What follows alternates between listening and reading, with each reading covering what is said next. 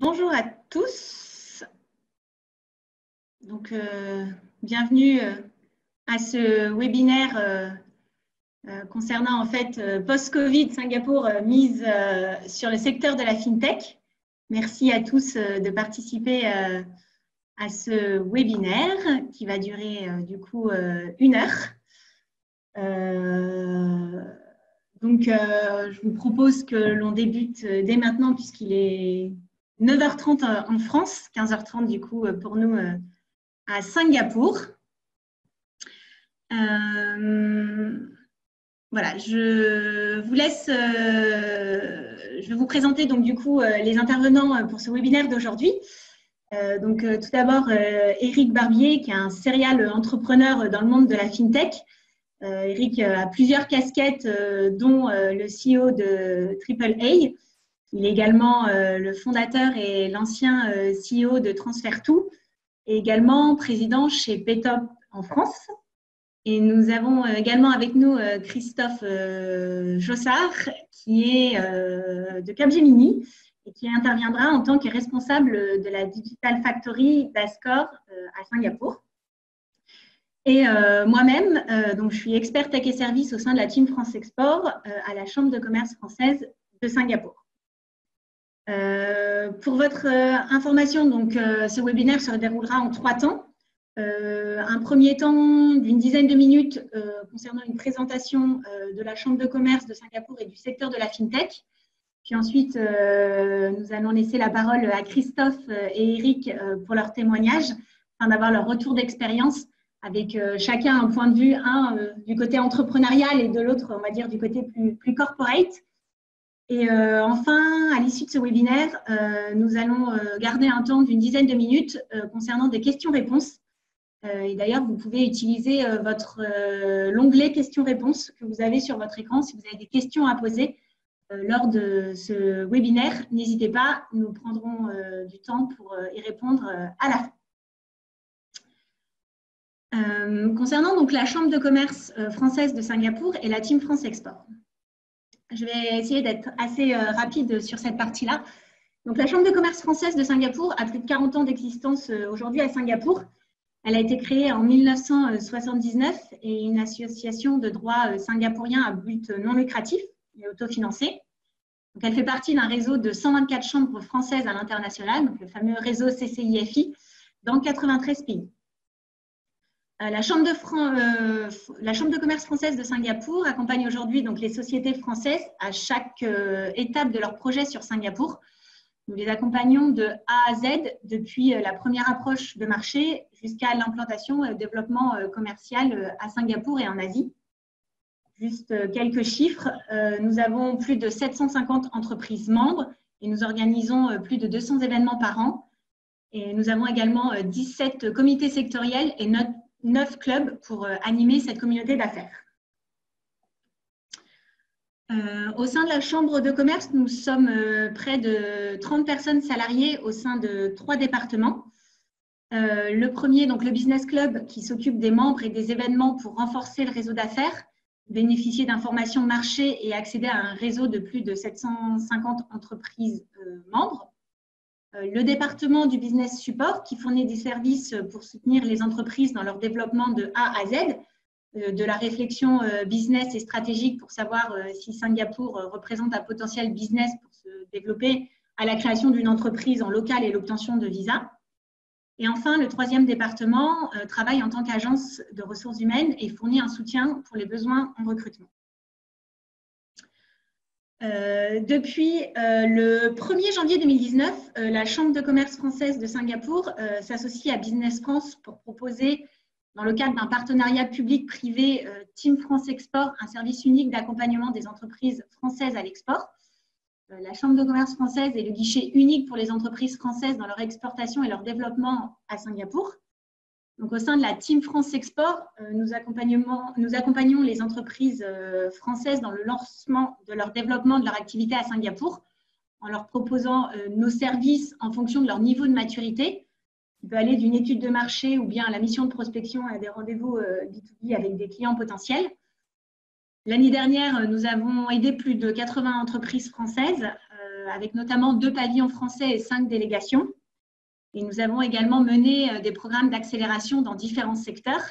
Et notamment, le prochain concerne le FinTech, le secteur de la FinTech, puisque le French Tech Tour aura lieu lors du FinTech Festival de Singapour au mois de novembre et a pour objectif d'accompagner une dizaine d'entreprises françaises sous une délégation en Malaisie et à Singapour au travers d'une semaine d'immersion afin de comprendre le marché, de découvrir l'écosystème et d'avoir les premiers rendez-vous avec des décideurs et des potentiels clients ou partenaires.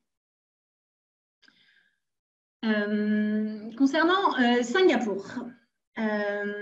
Donc Singapour est l'un des membres fondateurs de l'ASEAN et se situe géographiquement au centre de l'Asie du Sud-Est.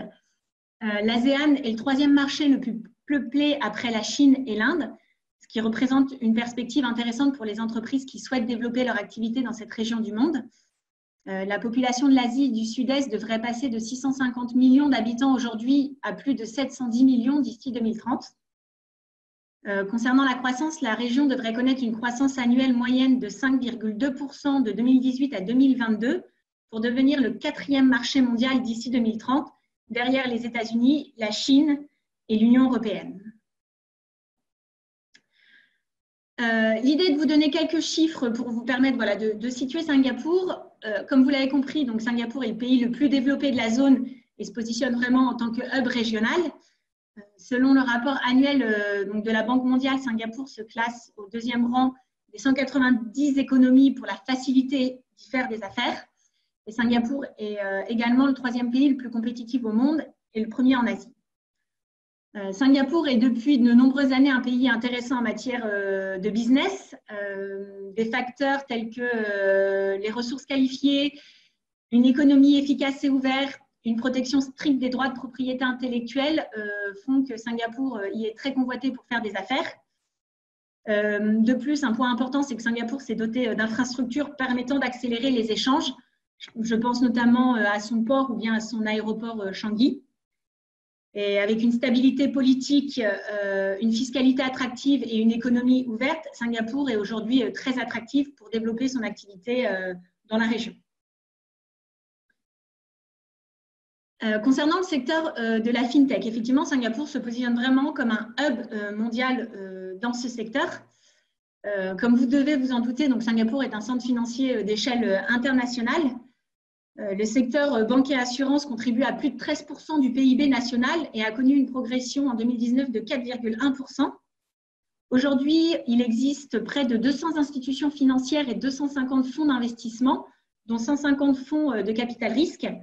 Le secteur emploie plus de 200 000 personnes aujourd'hui. Pour vous donner quelques chiffres, donc la place bancaire compte pas moins de 117 banques étrangères, dont 3 groupes bancaires locaux, que sont DBS, OCBC et UOB. Quelques chiffres sur Singapour. Donc, Singapour est classé 5e centre financier le plus compétitif au monde et 3e place financière mondiale pour les opérations de change. Et, concernant le focus FinTech, quelques chiffres. Donc, elle est positionnée comme la 4e région mondiale de la FinTech et compte la plus grande concentration de startups, plus de 1100 startups FinTech et près de 50 incubateurs et accélérateurs en ASEAN. Cette industrie connaît un essor assez considérable, notamment en ce qui concerne les secteurs tels que l'intelligence artificielle ou bien encore la blockchain. Et un dernier chiffre, les investissements en FinTech ont atteint un record en 2019 avec près de 707 millions de dollars américains. Ce qu'il est important de comprendre, en fait, c'est qu'à Singapour, l'écosystème du secteur est très connecté et innovant. Il y a bien sûr le rôle joué par la MAS, qui joue le rôle de banque centrale et d'autorité de régulation financière de Singapour. J'y reviendrai par la suite. Il y a également plusieurs acteurs privés ou bien publics, tels que Singapore FinTech Association, qui a pour objectif de faciliter la collaboration entre tous les acteurs du marché et les parties prenantes de l'écosystème FinTech. Il y a un événement, effectivement, que j'ai mentionné, le Singapore FinTech Festival, qui a lieu tous les ans au mois de novembre. Alors, cette année, vu la situation, le FinTech Festival est maintenu, mais aura un format un petit peu différent. L'année dernière, il a rassemblé 45 000 visiteurs de 130 pays. Et pour finir, on peut citer les incubateurs et accélérateurs tels que 80RR qui accueillent les startups dans le secteur de la FinTech. Un dernier point que je souhaitais mentionner, c'est que l'année dernière, donc, la Banque de France a ouvert un bureau à Singapour et que la MAS et la Banque de France prévoient de développer leur coopération en matière de fintech et de finances vertes notamment. Un premier accord avait été signé en mars 2017 entre l'ACPR, l'AMF et la MAS pour renforcer la coopération fintech entre les deux pays. Concernant en fait un dernier mot sur la MAS souhaite faire de Singapour donc un Smart Financial Center et a bien compris l'enjeu des technologies financières. Pour cela, un FinTech Office a été créé au sein de la MAS avec pour objectif de faciliter la création de startups FinTech et leur collaboration avec le système financier. La MAS a mis en place un certain nombre d'initiatives, notamment quelques exemples, la mise en place d'une sandbox pour tester les technologies financières sans nécessité de s'adapter à la réglementation, ou bien encore la création d'une plateforme qui rassemble des données sur les citoyens et sera mise à disposition des institutions financières. Un autre point important à mentionner est le Payment Service Act qui a été adopté le 14 janvier 2019 et entré en vigueur le 28 janvier 2020. Donc, cette loi porte sur la réglementation des systèmes de paiement et des prestataires de services de paiement à Singapour. Et notamment, un des points essentiels porte sur l'ouverture de nouvelles licences de banque en ligne et notamment ce qui permet à des entités, y compris des acteurs non bancaires, d'exercer des activités de banque numérique à Singapour. Une dernière slide avant de laisser la parole donc à Christophe et à Eric, notamment en ce qui concerne la situation actuelle du Covid à Singapour et notamment pour le secteur de la FinTech. Il faut savoir que le gouvernement singapourien a lancé un 3e plan de soutien pour soutenir l'économie après l'instauration du confinement. Au total, il y a eu 3 plans successifs représentant 42 milliards de dollars américains. Concernant le secteur FinTech, donc, il y a eu 2 plans annoncés. Un, le 8 avril dernier, où la MAS a lancé un plan d'aide d'une valeur de 87,5 millions de dollars américains à destination des institutions financières et des FinTech pour les soutenir et renforcer leurs capacités à long terme. Et il y a eu également un second plan en mai, avec un fonds de solidarité pour les FinTech de 4,3 millions de dollars. Pour les soutenir et permettre aux FinTech d'être éligibles à une subvention pour couvrir leurs besoins en fonds de roulement ou encore pour les aider à financer des POC. Voilà dans les grandes lignes le secteur de la FinTech. Maintenant, ce que je vous propose, c'est après ces quelques slides rapides de présentation, de passer la parole à nos 2 intervenants, donc Eric et Christophe, que je remercie pour avoir répondu présent à ce webinaire.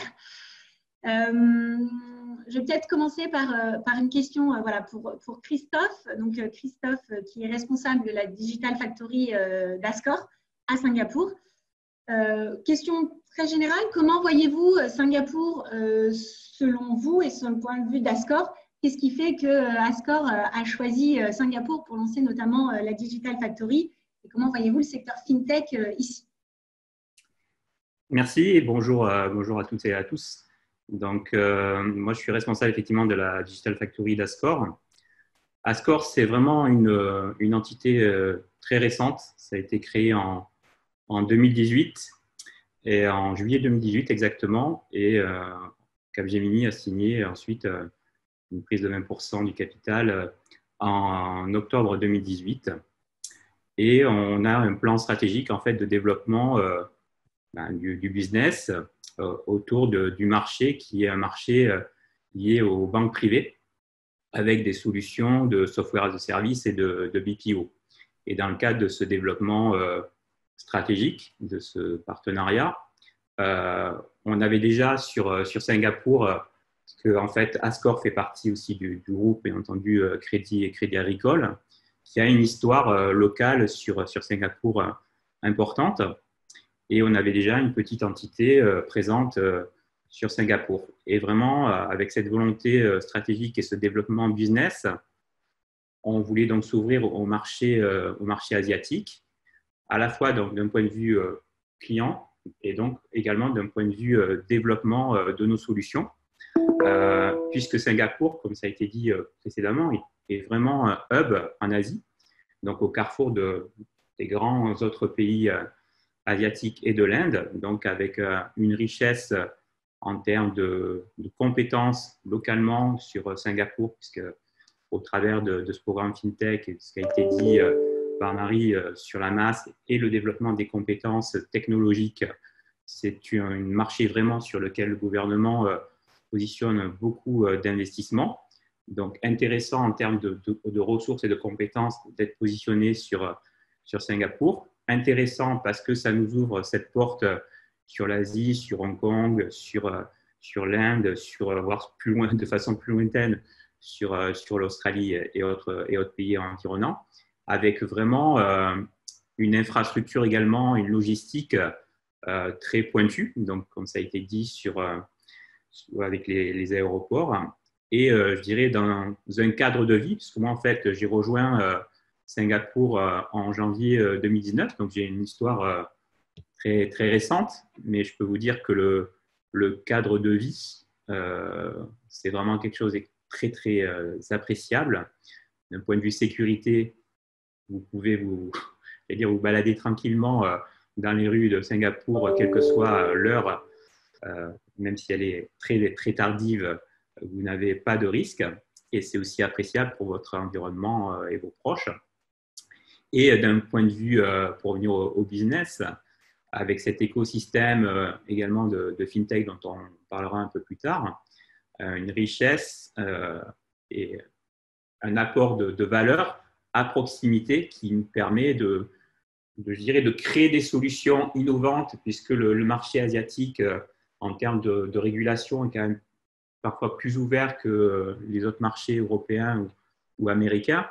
Et on le voit avec le développement et l'explosion en Chine des solutions autour d'Alibaba et Ant, avec vraiment des solutions hyper innovantes qui sont vraiment les solutions d'aujourd'hui en Asie et les solutions de demain pour nos clients, avec une évolution également, je dirais, de la pyramide des âges de nos clients sur ce marché private banking qui fait qu'on va avoir de plus en plus de nos prochains clients qui sont de la génération millénium et donc intéressés par ces technologies apportées notamment par le mobile et maintenant avec des ouvertures sur l'intelligence artificielle qui est également un secteur vraiment très, très poussé par le gouvernement ici sur Singapour. Donc voilà, toute cette panoplie, je dirais, ce mélange culturel. En fait, Singapour, c'est vraiment rechercher tout ce qu'il y a de meilleur, que ce soit dans le cadre de vie, la ville, puisqu'il y a vraiment aussi une volonté écologique, une ville qui évolue dans le sens de l'écologie, être le meilleur dans la technologie, être le meilleur dans la FinTech. Et je peux vous dire que moi, personnellement, je le ressens dans le travail que j'ai et que je vis tous les jours avec mes collègues ou mes partenaires dans le cadre de notre développement stratégique. Voilà. Et juste pour revenir également et vous donner quelques chiffres par rapport à ce qu'on a fait. Donc, sur Ascore, on est 211 personnes sur l'Asie, donc 186 sur Singapour exactement, avec une petite ouverture sur l'Inde. Et en 18 mois, on a intégré une dizaine de FinTech, donc avec des FinTech qui ont des antennes locales sur Singapour. Donc, une vraie accélération sur le digital et je pense que c'est que le début de notre histoire commune. Donc, effectivement, Singapour nous apporte cette passerelle asiatique et cette passerelle, je dirais, après internationale avec nos antennes que nous avons également en Europe, et notamment en Suisse, à Lausanne et à Genève. Merci Christophe. Du coup, je pense que c'est intéressant aussi d'avoir le point de vue d'Éric en tant qu'entrepreneur. Quelle est, Éric, votre perception de Singapour en tant qu'entrepreneur à la fois ayant entrepris dans plusieurs pays? Comment vous voyez Singapour? Merci Marie et bonjour à tous. Ouais, moi, juste moi, je suis arrivé à Singapour il y a 18 ans. C'était juste avant le SARS. Cette histoire de virus a un petit coup de déjà vu. Mais ce qui est assez intéressant, c'est que voilà, moi je suis arrivé à Singapour, j'avais déjà monté une société en France et pour développer l'Asie, je suis venu ici. Donc pour un entrepreneur, Singapour, c'est un peu le paradis. C'est extrêmement simple de créer une société, tout se fait en ligne, fort peu coûteux. Toute la partie administrative en général est extrêmement simple et en général fort peu coûteuse. Vous avez rarement besoin d'être trop accompagné par des avocats. Il y a plein de choses que vous pouvez faire vous-même. Ce qui est à noter,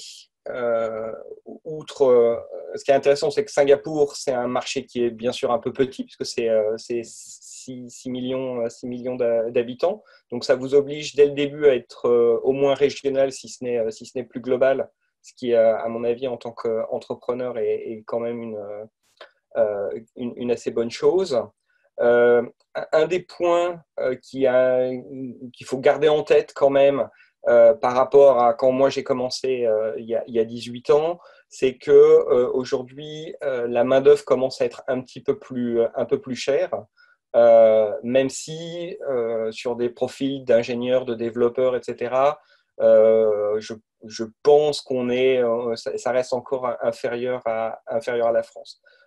Mais voilà, il y a eu une augmentation du coût de la vie ici, donc faut en tenir compte dans son business plan. Voilà. Chose importante, ce qui est bien, si c'est du droit anglais, pour attirer des investisseurs internationaux, tout le monde est toujours très confortable. C'est très similaire à du droit britannique, qui est lui-même pas trop loin du droit américain. Donc c'est la place de choix quand on veut créer une société en Asie. D'ailleurs, la plupart des sociétés qui ont levé par exemple beaucoup d'argent dans la région, que ce soit en Indonésie, aux Philippines, en Thaïlande, en général, ils ont tous une holding qui est basée à Singapour, et c'est là où sont tous les accords avec les investisseurs internationaux. Donc tout le monde est confortable avec Singapour. Ça, vous n'aurez jamais de souci à quelqu'un de dire « Oh là, je ne connais pas très bien cette juridiction, etc. » Voilà, en quelques mots. Merci, Eric. Du coup, concernant le secteur de la FinTech, Christophe, pouvez-vous nous expliquer comment l'adoption des FinTech se passe chez vous et comment vous faites le pont et le lien entre une corporate financière telle que Ascor et les startups FinTech? Parce que souvent, c'est la question qui se pose, c'est comment on rejoint ces deux mondes. C'est une grande question et c'est une vraie question d'actualité. Donc, en fait, on a deux grands groupes, hein, donc, comme je l'ai dit tout à l'heure, avec Ascor et Capgemini. Donc, on travaille vraiment en synergie avec l'apport de compétences, je dirais, métier, l'expertise, 27 ans d'existence. En fait, Ascor, avant, ça s'appelait CAPBS. Donc, une vraie expertise métier et une vraie compétence dans le digital et, je dirais, également dans l'approche auprès des fintech et des startups. Donc, avec Ascor, en fait, on a un partenariat sur l'innovation. Donc, quand je dis on, c'est donc Capgemini avec Ascor. Et on a un programme de certification, de scale-up avec les fintech. Donc, ce programme est directement consultable sur le site de Capgemini. Et en fait, on regarde par rapport à notre cœur métier, côté offre-produit Ascor, là où vraiment on considère qu'on peut avoir une vraie valeur apportée par des solutions telles que les fintech. Et on va analyser ce marché pour le qualifier avec soit des contacts directs adressés par Ascor auprès des fintech. Et là, on a toute une panoplie de possibilités. On parlait du FinTech Festival Quand on est une fintech et qu'on n'a pas fait le festival de Singapour, je pense qu'il manque quelque chose dans sa vie. C'est vraiment un événement extrêmement riche, intéressant, avec beaucoup de contacts. Et donc, on adresse et on a également ce qu'a fait la Chambre de commerce, je me rappelle encore l'année dernière, donc avec des qualifications directes et des contacts directs avec les fintechs. Et donc, on peut vraiment échanger sur un format très, très, très agréable sur les différentes solutions et qualifier ensemble et voir proposer des proof of concept à nos clients. Donc, on embarque aussi nos clients. Donc, on est dans une approche, je dirais, de lab parfois dans ces démarches auprès de nos clients. On est vraiment sur l'innovation et la valeur ajoutée avec un POC. Et si le POC, je dirais, est converti, donc ça va donner lieu à un projet, à du business pour les deux entités. C'est vrai que les tailles des sociétés entre une fintech et un corporate, et quand on voit les grands groupes, les grosses banques, je pense que pour certaines fintechs, ils ont l'impression qu'on ne va pas à la même vitesse. La capacité de décision ou la rapidité de décision dans les grosses structures n'est pas forcément effectivement celle qu'attendent les fintechs. Maintenant, il y a une évolution, je dirais, dans les grands groupes, les grandes banques. On voit vraiment avec ne serait-ce du recrutement d'anciens start-upers, d'anciens patrons de fintech qui ont rejoint les entités. Il y a eu des achats aussi et des acquisitions de fintech qui ont été faites, qui apportent de plus en plus, je dirais, cette culture commune pour aller proposer des solutions à nos clients. Et l'état d'esprit, vraiment dans une démarche vraiment de co-construction pour proposer ces solutions et aller plus vite. On voit vraiment que la concurrence est extrêmement forte et l'objectif, c'est vraiment de sortir la solution qui répond aux besoins, qui va te permettre le mot consacré, c'est souvent la disruption, être disruptif. Et c'est quelque chose qui est vraiment important dans ce marché très, très tendu, très mondialisé. Et vraiment, les fintechs, pouvoir les adresser localement sur Singapour, mais aussi mondialement, et ce qu'on fait au travers de notre partenariat est un point fort de notre démarche. Et ce qui fait que, je vous dis, en 18 mois, on a intégré une dizaine de fintechs, ce qui est quand même, je pense, une belle première réussite, et on ne va pas s'arrêter là. Après, voilà, on est vraiment dans une démarche où on co-construit, on va voir le client. D'abord, il y a des qualifications qui sont faites, donc soit en direct, soit avec l'apport de Capgemini, de ce programme de scale-up qui, pour des fintechs, d'un point de vue rayonnement, peut être complètement mondialisé puisque ce programme est mondial et on a des certifications qu'on apporte aux fintechs qui répondent aux critères qui ont été définis, qui une nouvelle fois sont consultables. Voilà ce que je peux dire en quelques mots. L'état d'esprit est, je pense, vraiment là, présent dans nos équipes. Dans Ascor, on a mon député est un ancien créateur de fintech, donc voilà, on travaille ensemble et on voit dans la démarche produit, on a vraiment cette démarche collaborative. Et en fait, on rejoint aussi des approches. J'ai trouvé ça intéressant. J'ai vu une personne qui disait que les banques avaient des démarches finalement produits et les fintechs avaient une démarche plutôt donnée. On est vraiment data-centrique versus product-centrique. Et le fait de confronter les deux fait que derrière, ou de mêler les deux, fait que voilà, on a des choses qui sont vraiment complémentaires et qui vont apporter cette valeur à nos clients. Et c'est ce qui nous fera vivre mutuellement, nous faire survivre parfois sur certaines gammes produits par rapport à nos concurrents.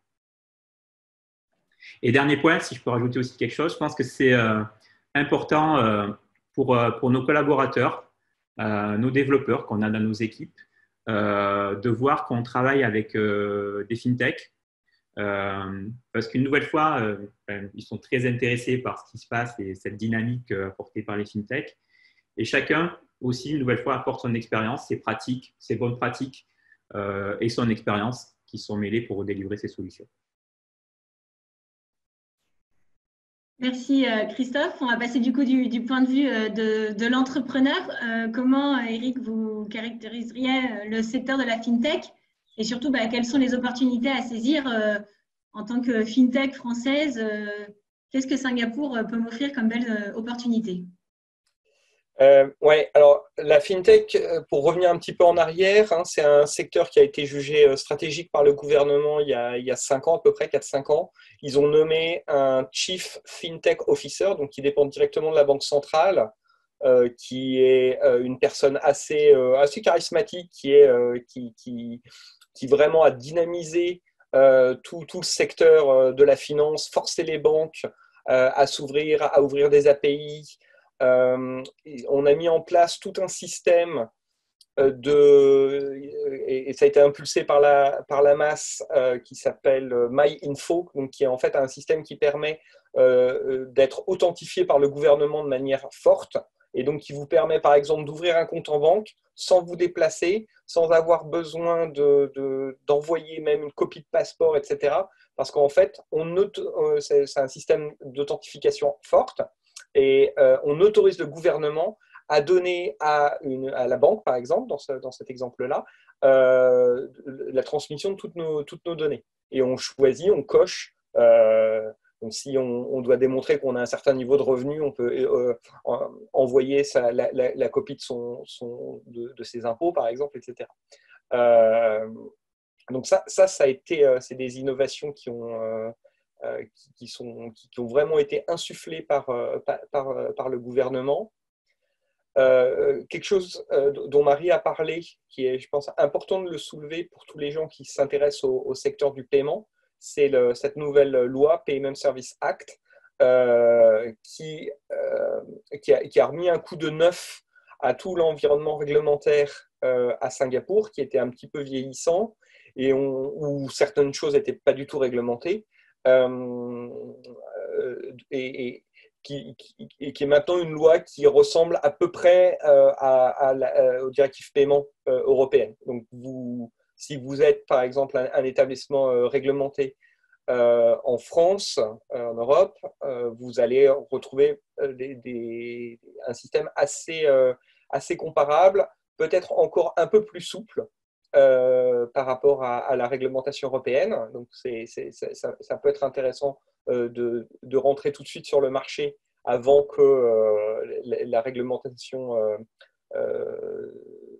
se durcisse, ce qui sera malheureusement, enfin malheureusement ou heureusement, peu importe, mais c'est forcément les demandes en termes de anti-blanchiment d'argent et financement du terrorisme seront toujours de plus en plus strictes. Donc aujourd'hui, donc, des activités qui avant n'étaient pas réglementées le sont maintenant, comme le processing de paiement. Un acteur comme PayPal, par exemple, avant n'avait pas besoin de licence. Il y a le transfert d'argent sur lequel il y a eu un gros coup de neuf. Et quelque chose qui est là pas mal en avance, c'est probablement une des premières juridictions, en tout cas une des juridictions de premier plan, à avoir mis en place tout un système pour toute la partie crypto-currency, crypto-monnaie. Et donc voilà, donc on n'a pas encore vu, il n'y a pas encore eu de licences qui ont été émises. On est dans un régime transitoire et donc les gens ont jusqu'à juillet de cette année pour appliquer. Donc on devrait voir, je pense, d'ici la fin de l'année, les premières licences crypto dans le monde, en tout cas dans une juridiction de tout premier plan. Si vous êtes intéressé aussi à faire des choses autour de la FinTech à Singapour, il y a une association que je recommande et qui est vraiment, c'est une association de l'industrie, mais elle est très soutenue par le gouvernement aussi, qui s'appelle la Singapore FinTech Association, et qui a été, qui est moteur, par exemple, dans les aides qui sont apportées pour le Covid. Et donc, c'est vraiment une ressource très importante et le prix est très modeste. Donc, je recommande chaudement de faire partie de cette association.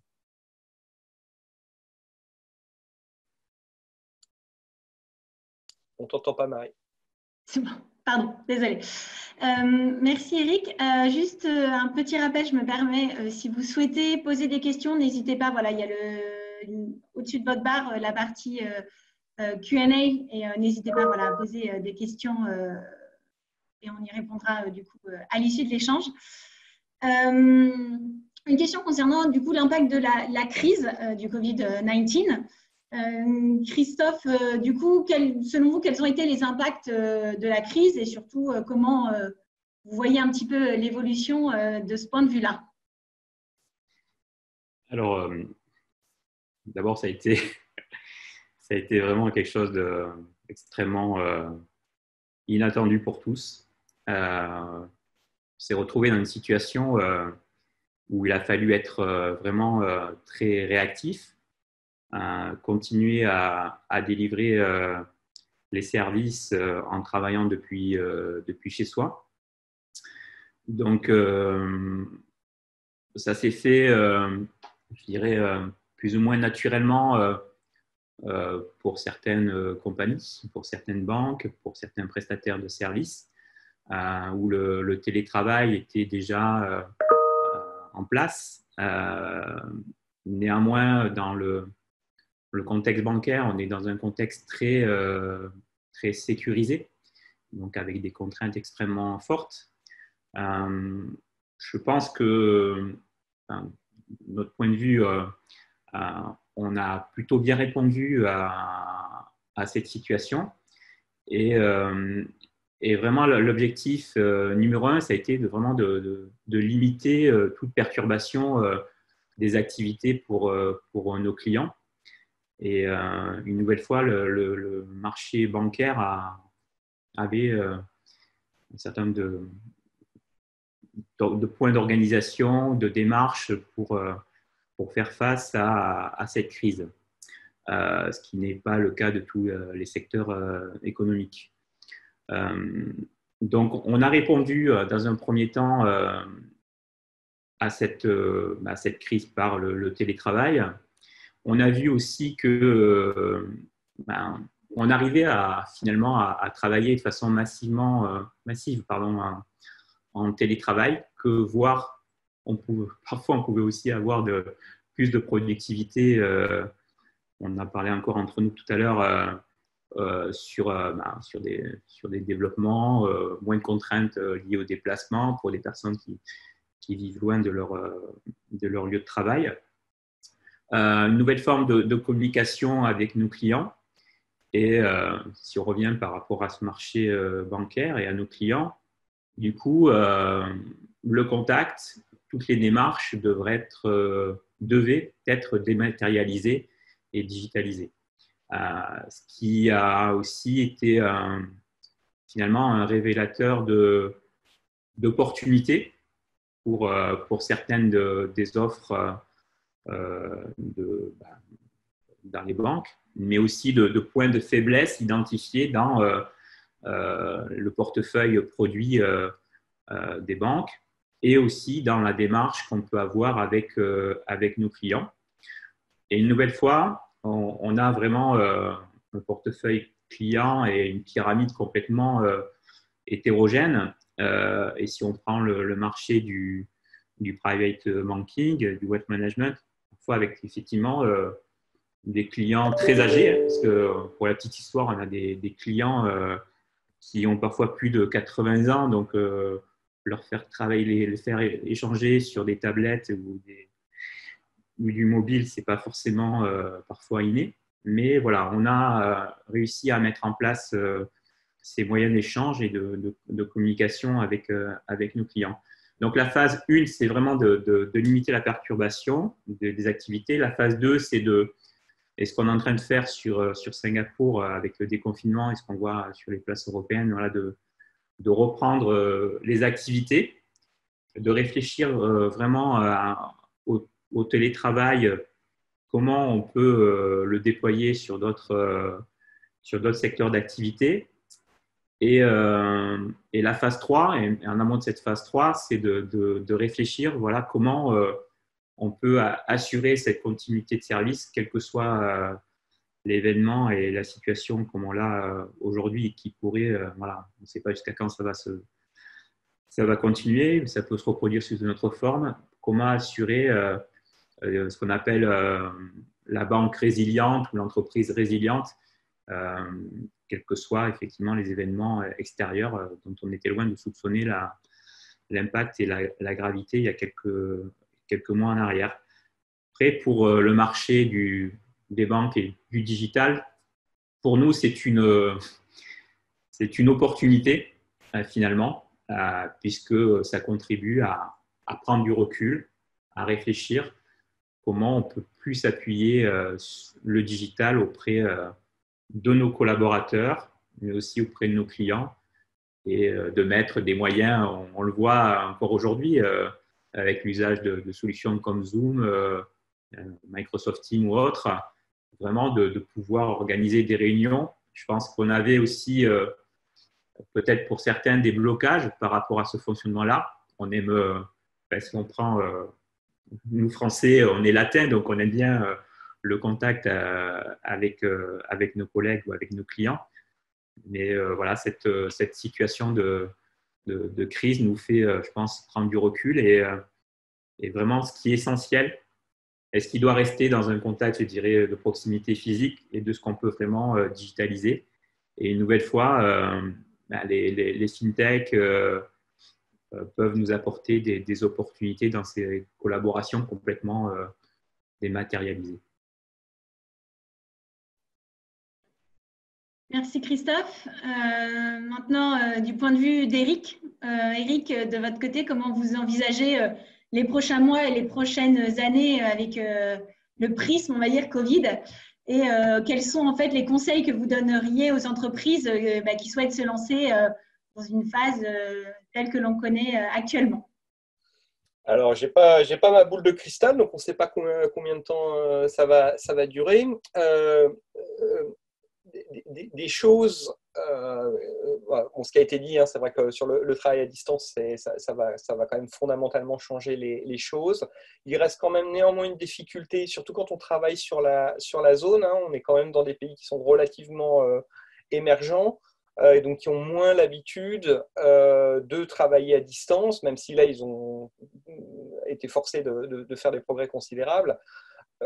Donc, c'est vrai que si vous travaillez beaucoup avec l'Indonésie, avec la Thaïlande, etc., les contacts physiques sont importants.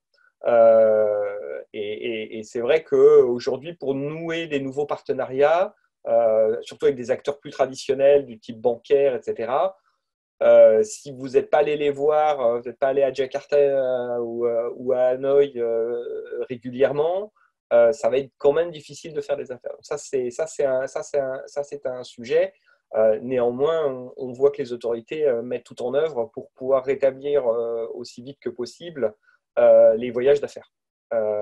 Donc ça, c'est un point important à garder en tête. En sachant, hein, ce qu'avait dit Marie au début, c'est qu'on est en face de populations qui sont énormes. En termes d'opportunités, alors ça dépend un peu du secteur fintech d'où vous venez. Je dirais que grâce à cette nouvelle loi sur le paiement, je pense que les paiements sont encore des opportunités ici et dans la région qui sont colossales. C'était pas forcément évident quand on vient de France. On est dans une zone où des gens ne connaîtront pas le paiement par carte plastique, carte bancaire. Donc voilà, les gens qui sont nés ou qui sont adolescents ici ne verront jamais une carte bancaire de leur vie. Donc ça a des implications sur des innovations qui sont colossales dans ce domaine. Donc si vous avez des solutions, si vous avez des produits autour de ça, c'est un Eldorado. Parce qu'il n'y a pas la dette technique ou les habitudes de consommation qu'on connaît en Europe. Autre conseil, alors si vous êtes plutôt une fintech, vous vendez de la technologie à des banques ou à ce genre d'acteurs, à mon avis, il est important de s'installer dans la région. Je ne pense pas que vous puissiez tout faire à distance. On reste encore dans une société, enfin, les sociétés sont un peu plus traditionnelles et les gens ont besoin de se sentir les gens. Donc, vous pouvez commencer une première phase prospective à distance, c'est évident, mais je doute que vous soyez capable de signer avec un gros établissement bancaire ou autre sans avoir une présence locale, régionale. Il y a ce petit aspect qui est important. Un autre petit truc, un petit peu, parce que je sais que c'est un peu moins commun en Europe, la communication, elle se fait beaucoup sur WhatsApp. WhatsApp est devenu un produit, un outil professionnel. Je sais qu'il y en a certains qui pensent ah attendez, ça c'est ma vie privée, etc. En Asie, en particulier, tout le business se passe sur WhatsApp. Il y a des groupes WhatsApp, on s'échange les documents par WhatsApp. Et ce qui est sympa d'ailleurs, parce que ça fait quelque chose d'un peu moins formel qu'à Singapour, qu'en Europe. Voilà. Merci Eric pour ce point de vue. Je vois qu'on a 2 questions et il nous reste un petit quart d'heure. Alors, je propose qu'on réponde aux questions. Une première question, peut-être Eric, si tu souhaites y répondre, ou Christophe, peut-être ensuite abonder cette réponse. Quelles sont les évolutions, les tendances pour le marché des fintech à Singapour? Comment vois-tu les évolutions et les tendances de ce point de vue-là? J'en ai un petit peu parlé. Donc, oui, j'ai parlé du paiement, de la vente de technologie. J'en ai un petit peu parlé aussi. Je pense que tout ce qui va se passer sur la crypto est quelque chose d'important et Singapour va pas mal driver ce qui va se passer. Voilà, c'est ce qui me venait à l'esprit. Peut-être Christophe, tu as des... Il y a une grande démarche aussi sur le KYC par Singapour pour fédérer le KYC autour des clients pour les banques.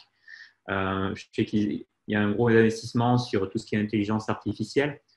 Je pense que ça aussi, effectivement, c'est un marché très, très, très large, mais effectivement, les domaines que tu as cités sont des domaines très porteurs sur Singapour. Après, en Asie, je pense que, comme tu l'as dit aussi, effectivement, la carte, on ne la voit pas trop.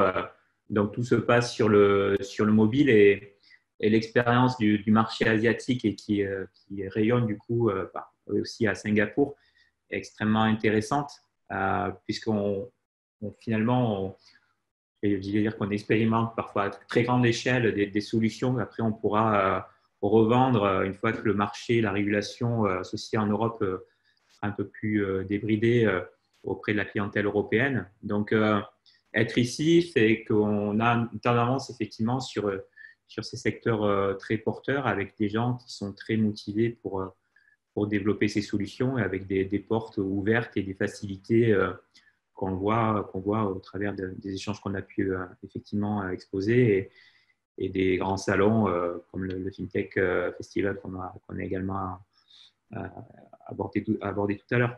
Et après, on parle de Singapour vraiment comme ce hub Asie. On n'est pas très loin de Hong Kong. Voilà, donc tous ces partages et je veux dire, ces ponts naturels se font, même s'il y a une petite concurrence entre les deux villes. Je pense que la technologie, une grande part de la technologie autour du mobile et du paiement vraiment se passe ici à Singapour. J'ajoute juste une chose qui me vient à l'esprit. Si vous êtes dans le domaine de l'open banking, il n'y a pas encore de réglementation du type PSD2 ici, mais ça va commencer à venir. Ce sera un peu moins ouvert qu'en Europe. Mais si vous avez des solutions à offrir dans ce domaine, je pense que le moment est parfait là. Oui, quand on voit ce que fait DBS et les banques, enfin, de plus en plus, on parle de banque as a platform. On voit bien l'illustration avec cette démarche innovante de DBS, hein, qui est considérée comme la banque la plus innovante, la plus digitale. Donc voilà, il faut observer aussi ce qui se passe ici. Tous les investissements faits par les grandes banques, les 3 banques qui ont été citées tout à l'heure, qui portent cette innovation, qui rayonnent après, et je pense qu'ils vont rayonner dans le monde entier. Et vraiment, on vous encourage à tenter l'expérience. On a encore voilà, deux questions. Une question en fait sur les perspectives de recrutement d'étudiants diplômés français sur des fonctions école de commerce. Donc commercial, finance, RH, achat, et quel type de contrat. Là-dessus, je veux bien donner un éclairage sur la partie recrutement. Donc les perspectives de recrutement, donc il faut savoir que le recrutement à Singapour est énormément lié aussi aux questions de visa.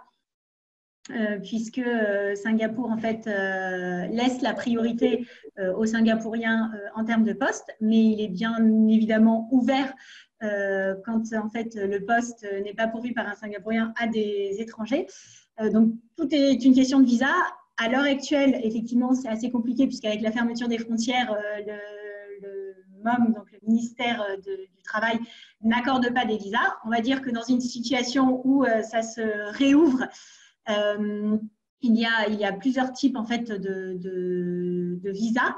Tout dépend sur effectivement quel type de contrat vous êtes. Si vous êtes en contrat d'expatriation, dans ce cas-là, c'est un contrat français et vous êtes sous contrat français. Sinon, dans la quasi-majorité des cas, c'est des contrats en fait locaux avec des visas qui sont sujets à la fois au poste et à la rémunération. Donc voilà.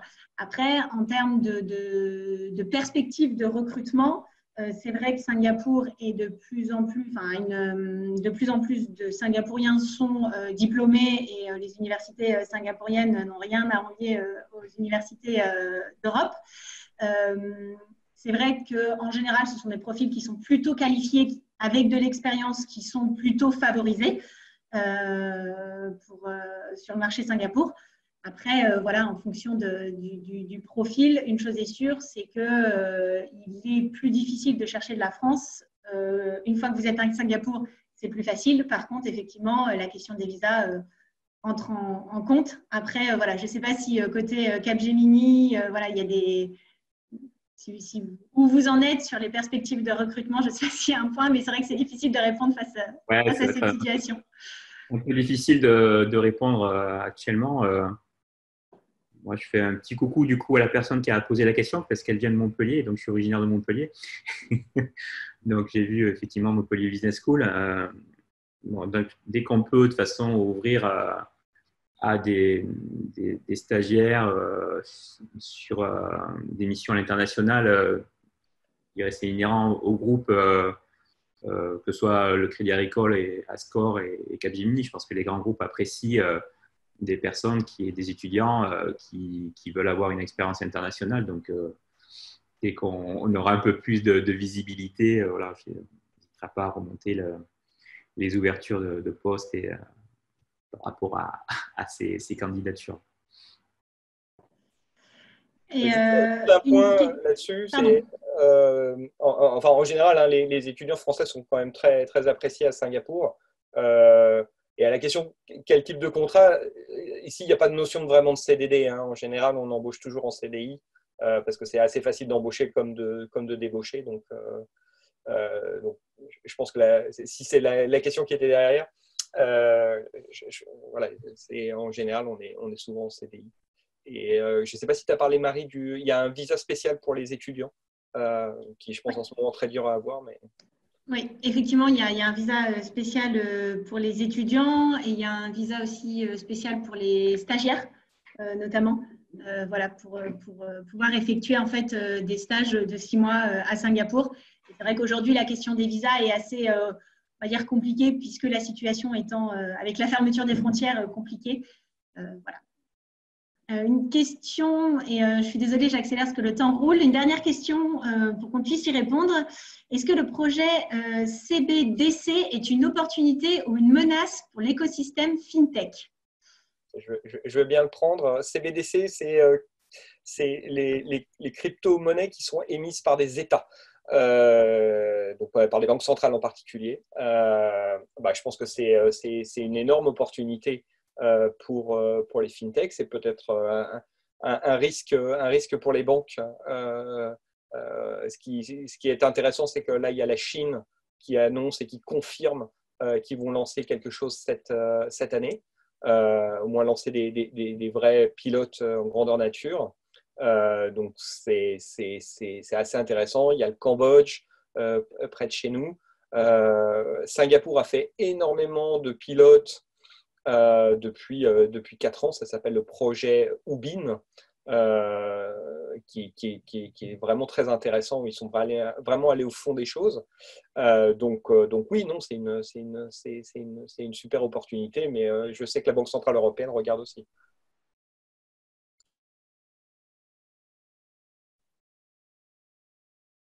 Christophe, un mot sur le sujet ou Eric a bien répondu à la question?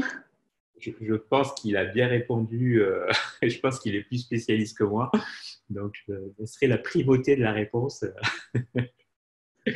Ça marche. Je pense que ça peut être sujet à un long débat, effectivement, ce sujet-là.